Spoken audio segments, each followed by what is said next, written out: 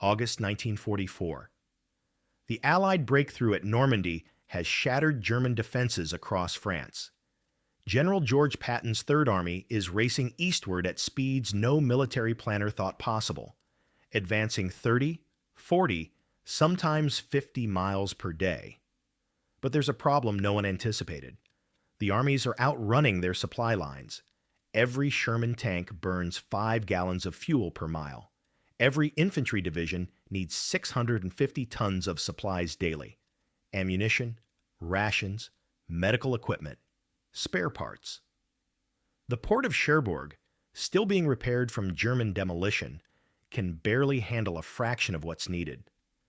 The next major port, Antwerp, won't be operational for months, which means everything, every bullet, every bandage, every can of beans has to be trucked overland from the Normandy beaches, 350 miles to the front lines, through bombed-out roads the Germans destroyed during their retreat.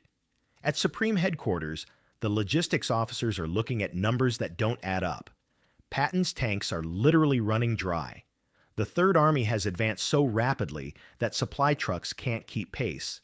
In 1 week alone, forward units report being down to 3 days of ammunition. Some tank battalions are completely immobilized, not from enemy action, but from empty fuel tanks. The room erupts when Colonel Frank Ross, Chief of Transportation, briefs General Eisenhower on August 21st. "We're losing 23% of supplies before they reach the front," Ross reports. Truck accidents, German air attacks, vehicles breaking down mid-convoy. If Patton stops moving, the Germans will reinforce. If he keeps moving without supplies, his army will collapse. Eisenhower stares at the map. The window to end the war by Christmas is closing. How long to fix this? Weeks, maybe months. We'd need to completely redesign the convoy system, establish proper maintenance depots. We don't have weeks. Eisenhower's finger traces the red line marking the German border. The Wehrmacht is retreating now. Give them time to regroup, and we'll be fighting through the Siegfried Line in winter. He looks around the room. I need solutions in days, gentlemen, not months. The meeting adjourns with no answers.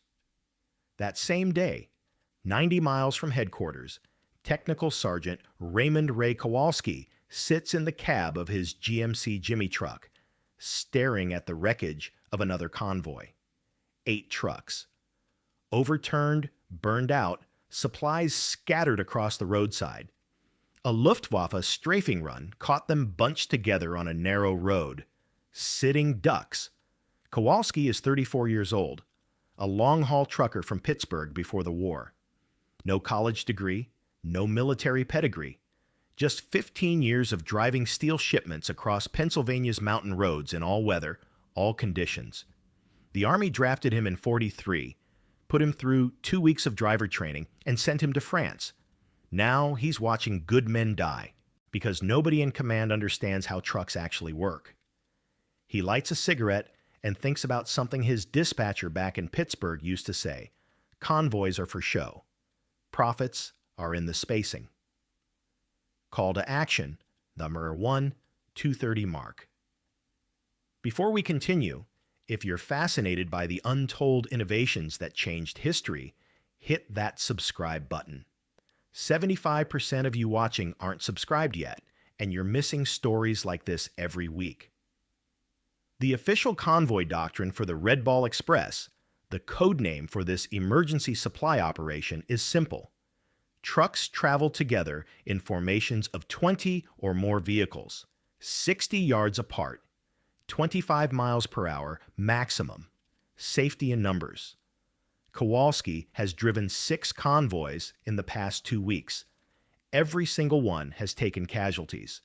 The problem isn't the German air attacks, though those are deadly enough. The problem is what happens before the attack.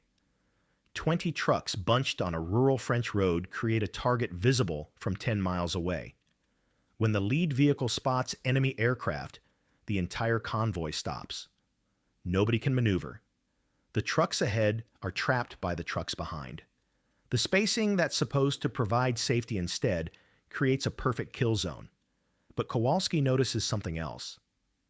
On August 23rd, his convoy is delayed at a depot for 6 hours. Some trucks are loaded faster than others. A few drivers, impatient with the wait, just leave on their own when their cargo is secured. No coordination, no organization. Those independent drivers arrive at the Ford supply dump safely. Every single one. The official convoy Kowalski eventually joins loses 3 trucks to a German FW-190 attack. He starts watching the pattern. Independent trucks, traveling alone or in pairs, spread out over hours instead of bunched in 30-minute windows. They're nearly impossible for German aircraft to target effectively. Even if the Luftwaffe spots one truck, it's not worth the fuel and ammunition to attack a single vehicle.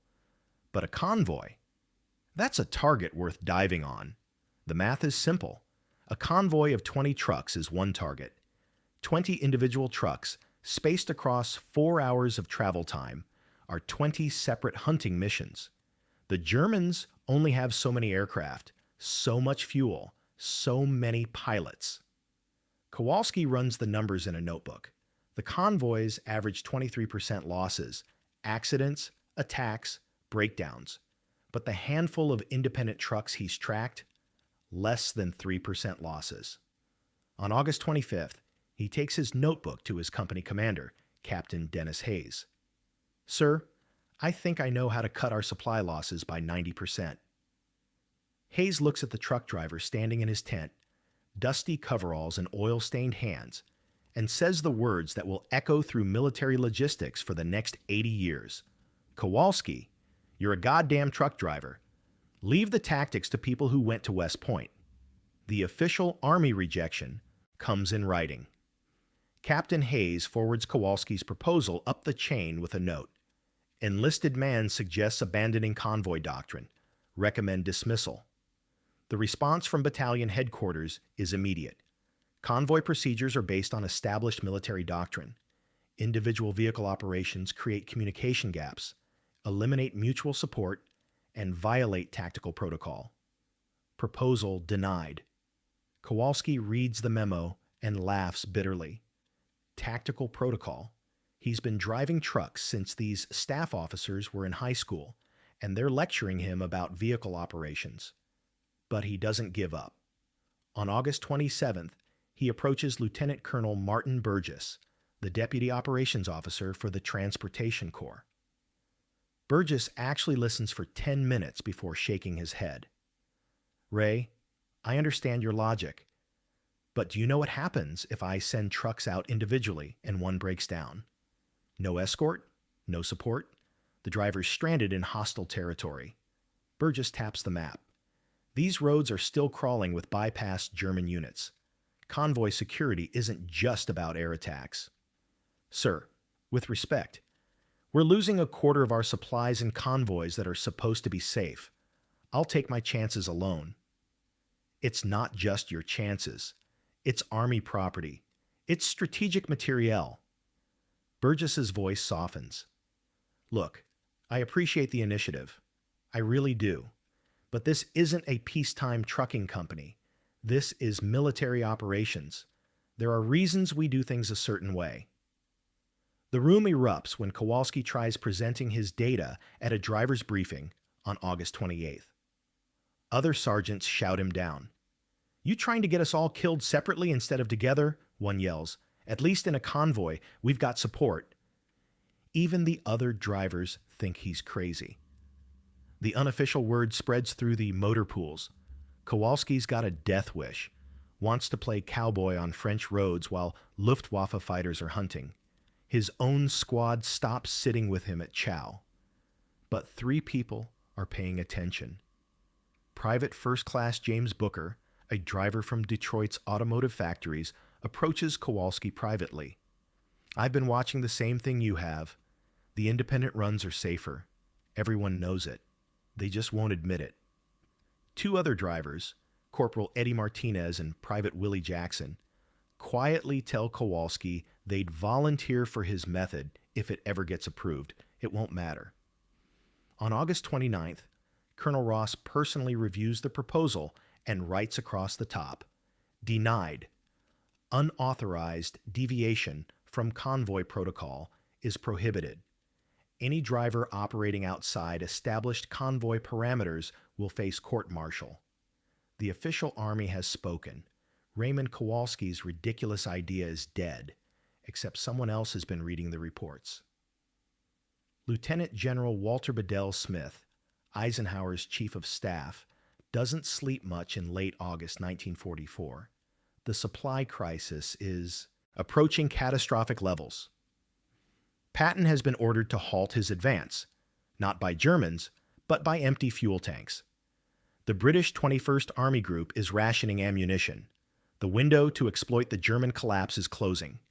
Smith is the kind of officer who reads everything, including after-action reports from truck companies, including casualty statistics from the Red Ball Express, including a proposal from some sergeant in Pennsylvania that everyone dismissed as insane.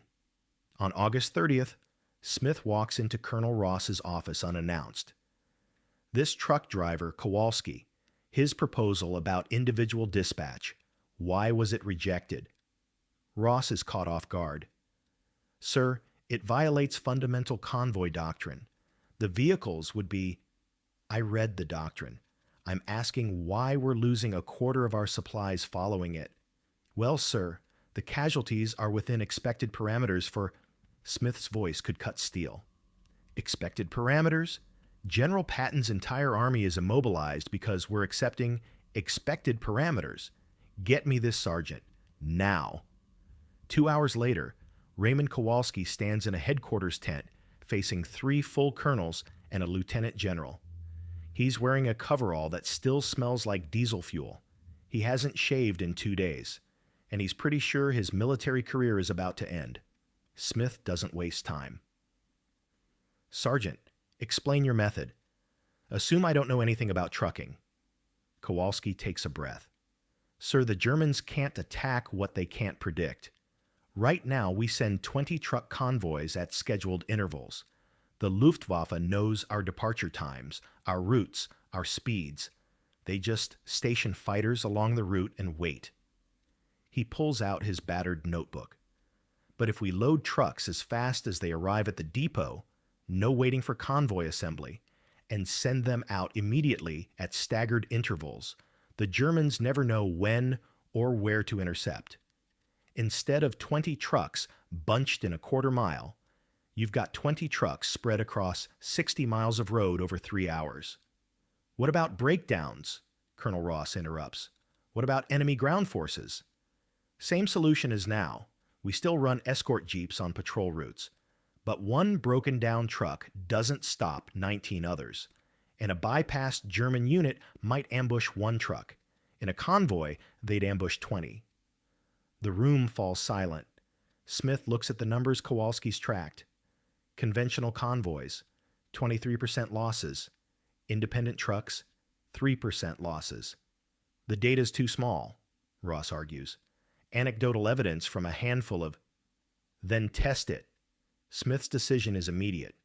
"Sergeant Kowalski, you'll run a trial operation. 1 week, 20 trucks under your dispatch method.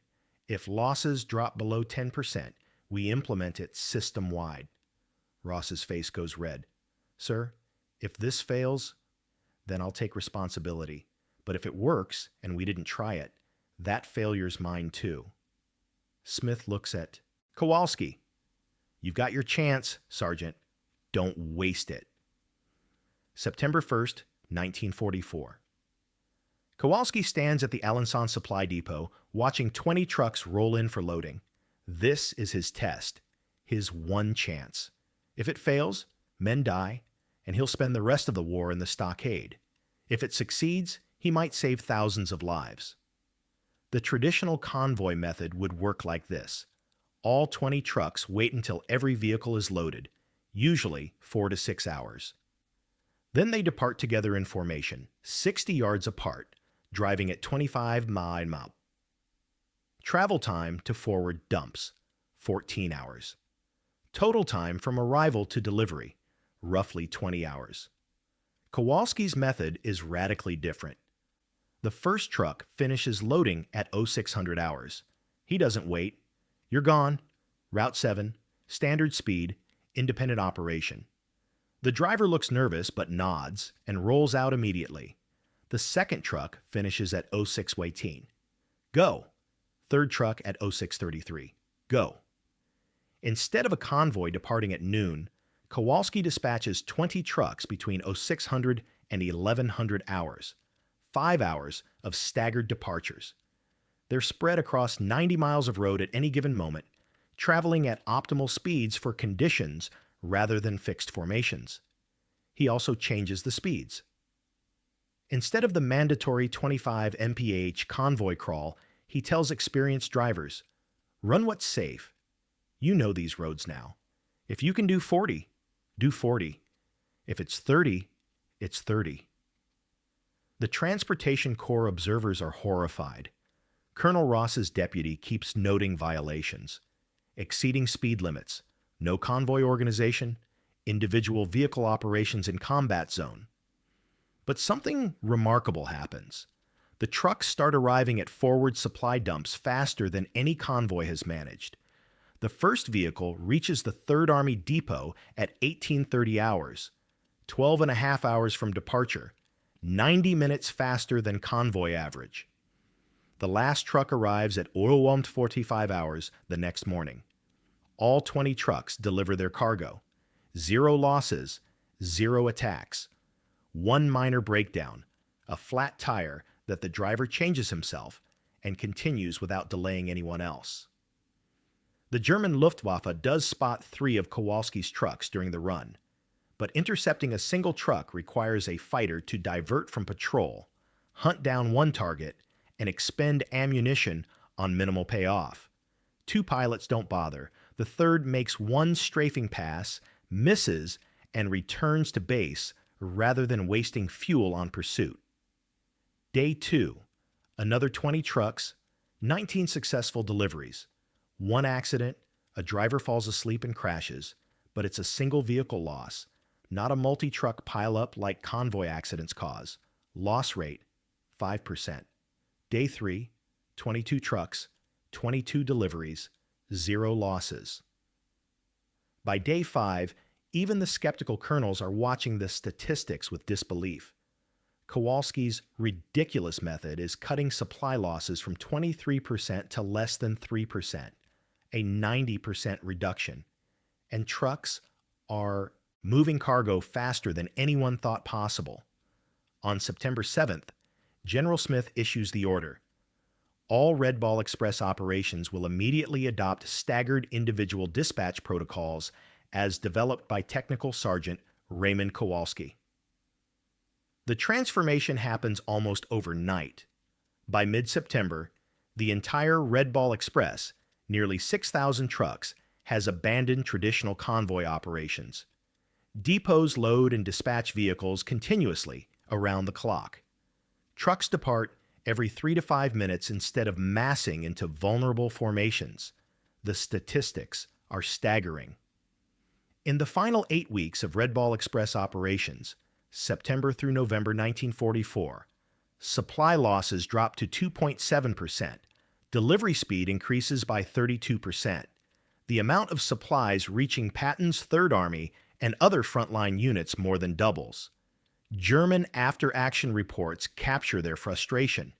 A Luftwaffe squadron commander writes in October, "Allied supply trucks now operate with no predictable pattern. Individual vehicle interdiction is ineffective use of limited air resources. Recommend focusing fighter operations on tactical ground support rather than logistics harassment." The Americans have made truck hunting economically impossible for the overstretched Luftwaffe. For every German fighter sent to intercept scattered trucks, that's 1 less aircraft defending against Allied bombers or supporting ground troops. The Germans simply can't afford the trade-off. But the impact goes beyond just statistics. The Red Ball Express, now running Kowalski's staggered dispatch method, delivers 412,193 tons of supplies in 82 days of operation. That's enough ammunition, fuel, and equipment to keep 6 Allied armies advancing across France and into Germany. Patton's Third Army alone receives enough fuel to drive from Normandy to the German border. Historians will later argue about whether Allied logistics or combat prowess won the war in Europe. The answer is both, but logistics made the combat possible. And Kowalski's method made the logistics sustainable. The system spreads beyond the Red Ball Express.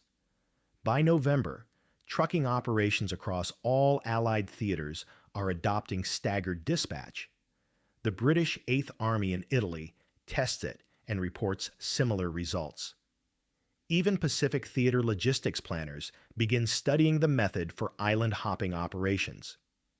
In late October, a German staff officer captured near Aachen is interrogated about supply operations. When asked about Allied trucking, he shakes his head in frustration. "We can't target what we can't predict," he says through a translator. "Your trucks are like ghosts now, everywhere and nowhere. We stopped even trying to intercept them. It's a waste of fuel we don't have." That quote finds its way to intelligence summaries and eventually to Eisenhower's desk. The Supreme Commander circles it and writes a note to Smith. This sergeant's method is forcing the Germans to concede the logistics battle. Recommend formal recognition. On November 18th, 1944, 2 days after the Red Ball Express officially ends operations, Technical Sergeant Raymond Kowalski receives the Bronze Star Medal for exceptional meritorious service in support of combat operations. The citation specifically mentions his innovative tactical logistics methods that significantly reduced supply losses and enhanced operational effectiveness. Raymond Kowalski returns to Pittsburgh in 1946. He goes back to driving trucks, the same job he had before the war. No book deals, no speaking tours, just a Bronze Star in a drawer and memories of a few weeks in France when his crazy idea actually worked. But the military doesn't forget. The U.S. Army Transportation Corps formally adopts staggered dispatch protocols as official doctrine in 1947. The method becomes required teaching at Fort Lee, Virginia, the transportation school, where every logistics officer learns about the Pittsburgh truck driver who rewrote convoy theory. During the Korean War, the Berlin Airlift, Vietnam, Desert Storm, Iraq, Afghanistan, American logistics operations use variations of Kowalski's method. Modern military supply convoys no longer mass into large, vulnerable formations. Instead, they operate with dispersed timing, varied routes, and unpredictable patterns. The principle has evolved with technology. Today's military trucks have GPS tracking, satellite communication, and encrypted coordination systems. But the core concept, make the enemy's interdiction efforts economically inefficient by dispersing your logistics footprint, remains exactly what Kowalski figured out in a notebook while watching convoys burn.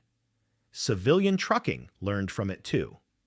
The modern logistics industry's just-in-time delivery systems, staggered scheduling, and distributed warehouse networks all trace intellectual lineage to the same insight. Bunching creates vulnerability, spacing creates resilience. Companies like Amazon, FedEx, and UPS dispatch vehicles continuously throughout the day rather than in scheduled waves.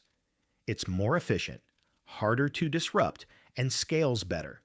They probably don't know they're using a method invented by a truck driver during World War II. But they are. In 2003, the U.S. Army Transportation Museum at Fort Lee opened an exhibit about the Red Ball Express. There's a section dedicated to Raymond Kowalski. His notebook, the one where he tracked convoy losses and calculated the math, sits in a display case. Next to it is a photo of him standing by his GMC Jimmy truck, cigarette in hand, looking like exactly what he was, a working-class driver who understood his profession better than the experts. The placard reads, Sometimes the best innovations come not from commanders or theorists, but from the people actually doing the job. Kowalski died in 1983 at age 73. His obituary in the Pittsburgh's Post-Gazette mentioned his Bronze Star, but didn't explain what he'd done to earn it. Just a retired truck driver, a veteran, a quiet man who'd done his part. But in every military logistics course taught today, in every dissertation about World War II supply operations, in every analysis of how the Allies sustained their advance across Europe, there's a footnote about the sergeant who proved that sometimes the craziest idea is just the truth nobody wanted to hear. His method didn't just cut supply losses by 90%, it changed how the modern world moves everything from military equipment to consumer packages, still used today, still saving lives, still making the enemy's job economically impossible. All because one truck driver from Pittsburgh refused to accept that convoys were the only way.